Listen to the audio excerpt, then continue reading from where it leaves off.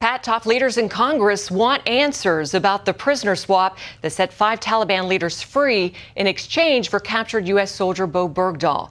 Democrat Senator Dianne Feinstein heads the Senate Intelligence Committee. Republican Mike Rogers chairs the House Intelligence Committee. The New York Times reports both want to know why the administration did not press for a better deal with the Taliban to release those high-value captives, including an agreement to end its role in international terrorism and seek unity with the Afghan government. This was the wrong message at the wrong time, and we are going to pay for this decision for years. We negotiated with the terrorist Haqqani network.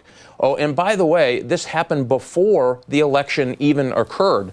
This weekend, the Taliban tried to assassinate one of the political leaders, Abdullah, who's running for office in Afghanistan. I think this whole sort of deal has been one that the administration has kept very close, and in the eyes of many of us, too close.